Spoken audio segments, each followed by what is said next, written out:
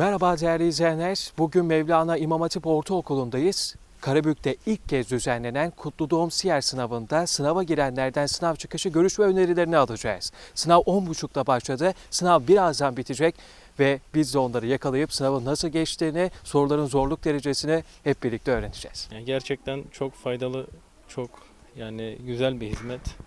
İnsanı hem umre ödülü var hem onun için teşvik ediyor. Hem bu teşvik sayesinde Peygamberimizin hayatını öğrenmiş oluyoruz.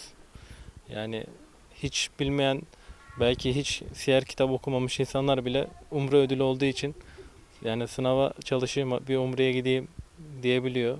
Çok güzeldi. Sorular kaliteli soruydu. Çalıştığım kadar bayağı hazırlandım ama yine de hazırlanmadığım vardı. Yine de iyi geçti. Böyle bir yarışmanın düzenlenmesi şu çağımızda yani şu devirde en azından gençleri teşvik anlamında gerçekten çok güzel bir çalışma yapan arkadaşlardan yani yapanlardan gerçekten Allah razı olsun. Tabii bunun da artmasını isteriz, temenni ederiz.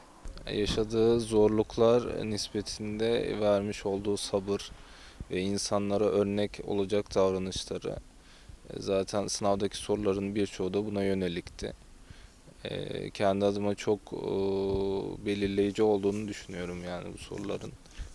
Karabük'te ilk kez düzenlenen Kutlu Doğum Siyer sınavı sonrasında bu sınavı organize eden Karabük temsilcisi Peygamber Sevdaları platformu Karabük temsilcisi Mazlum Bulut ve Nimetullah Taş'la birlikteyiz. Kendilerinden bilgiler alacağız.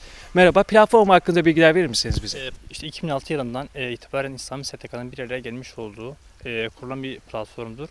Ve de bizim platform olarak da çeşitli faaliyetlerimiz de var. Yani Kur'an-ı Kerim meali, siyer sınavı, Peygamber Efendimiz anma etkinliği olarak da çeşitli il ve ilçelerde kutlu doğum etkinliği düzenlemekteyiz. Peki genel olarak amacınız ne bu platform çerçevesinde? Genel olarak zaten toplumumuza Peygamber Efendimizin aşkını, yaşayışını ve de ahlakını yaşatmaktır inşallah. Peygamber Sevdalar platformu olarak yani bu sene sadece siyer sınavı düzenledik ama yani önümüzdeki sene işte kutlu doğum etkinlikleri olsun ya da meal sınavları olsun. Daha farklı etkinlikler de yapmayı düşünüyoruz inşallah.